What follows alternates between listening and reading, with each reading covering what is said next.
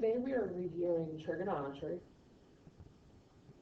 We learned about this in geometry a couple of years ago, but we review it at the beginning of our trigonometry unit in pre-calculus. So here are your trig functions. You learned about these three over here in geometry, but probably you didn't learn about cosecant, secant, and cotangent. Now the only differences here are that these three new ratios are the reciprocals of sine, cosine, and tangent. So if you remember, sine is O for opposite, H for hypotenuse, then cosecant is H for hypotenuse over O for opposite. So sine and cosecant are just reciprocals. Same thing for cosine and secant.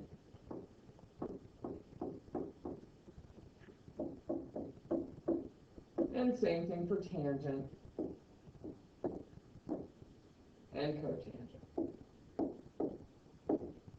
Whoops, I did that one. Okay. So over here, you remembered SOHCAHTOA.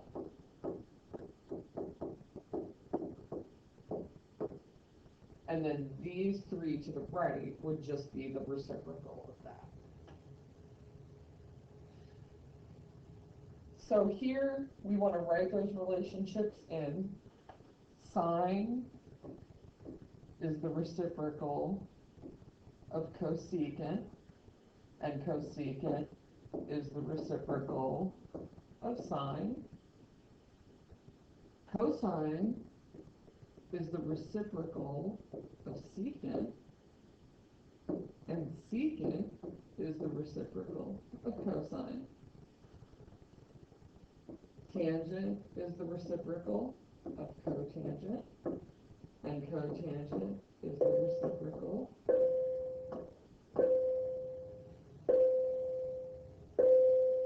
of tangent. Now, another way that we can write those are the reciprocal functions.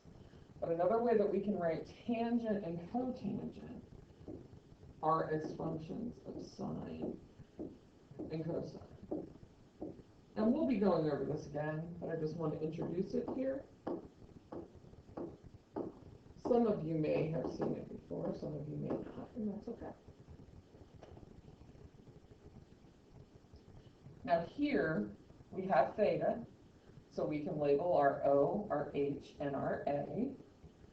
Our H is always opposite from the 90-degree angle. Our A is always right next to theta, but not the hypotenuse.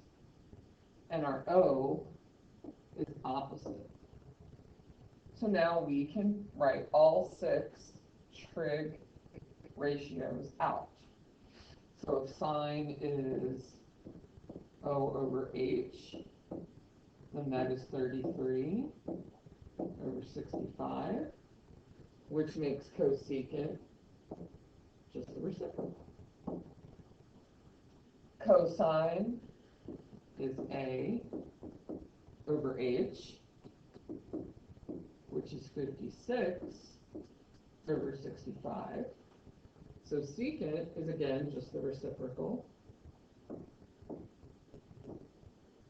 And tangent is opposite over adjacent, which is 33 over 56. So cotangent is just the reciprocal. And it is important, that you recognize which ones go together. So sine and cosecant are reciprocals, cosine and secant are reciprocals, and tangent and cotangent. Now here we have a little bit more difficult problem, because they've given us sine of theta. We don't have a cute triangle with our O, our H, and our A.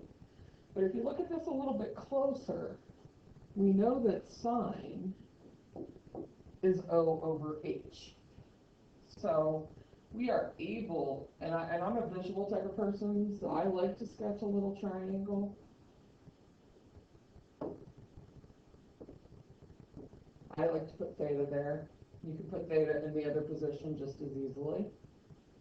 So my H is going to be 3. My O is going to be 1. And I don't know what A is, but I can use the Pythagorean theorem to find out.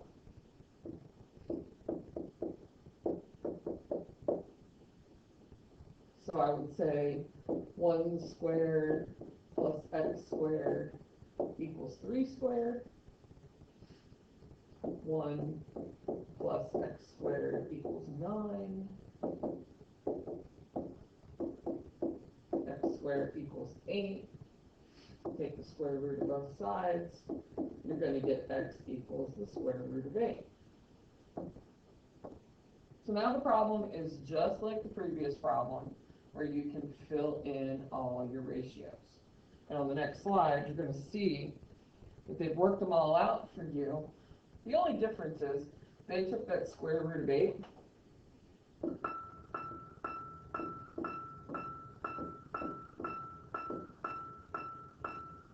and they reduced it. So they reduced the radical. So the square root of 4 is 2 times the square root of 2.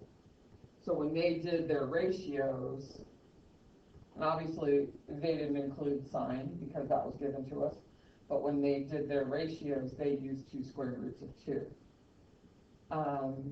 Do we have to reduce the fractions? Not necessarily for me, but in your homework program, the WebAssign program, they tend to prefer that you simplify the radicals.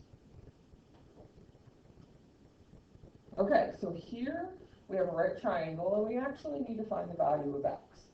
So if you don't have a TI calculator, don't fret. You can use any calculator that you have that has trigonometry functions on it. You can use your Desmos calculator. And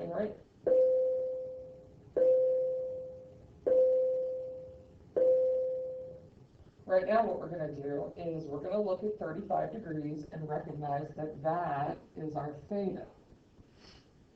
So the 7 is our hypotenuse. Remember that right next to theta is A. And so we need to use a ratio that uses A and H, which would be cosine. So we would say cosine of 35 equals A, which is x, over H, which is 7. And how we solve these is by cross product, so cross multiplying. So we say 7 times cosine of 35 will give you x. Just going to grab my calculator. You can be doing that with me.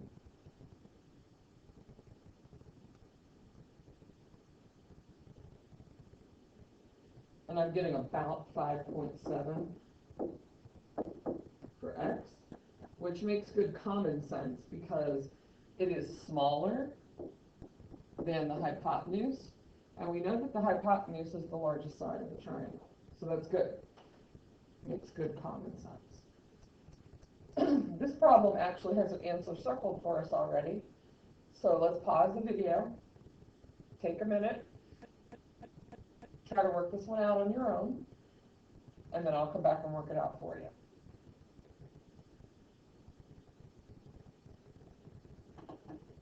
So 7 is my theta. This is my A. This is my H. So again, it's cosine, coincidentally.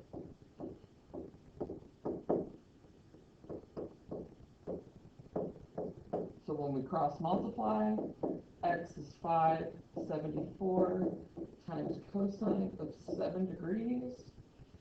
Excuse me.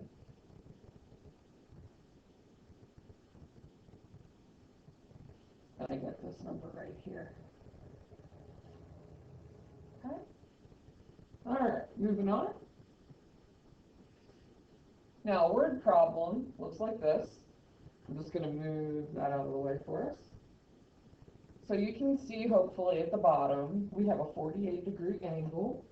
That would be theta. We have 1 mile. That would be my A. We have X. That would be my O. So they want to know that height, the vertical height, that the competitor will climb. So what I'm going to do is I'm going to go ahead and do this in terms of miles, and then I'll do the conversion to feet. So to use O and A, we need to use tangent.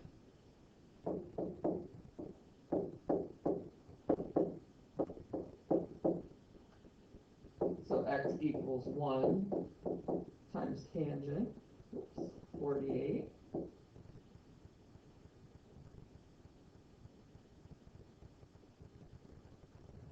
X equals 1.11. And that's in miles.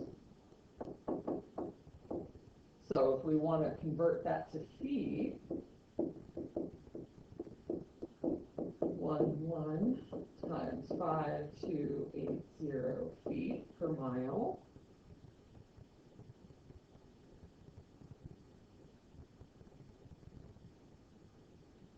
That gives you 5,864 feet.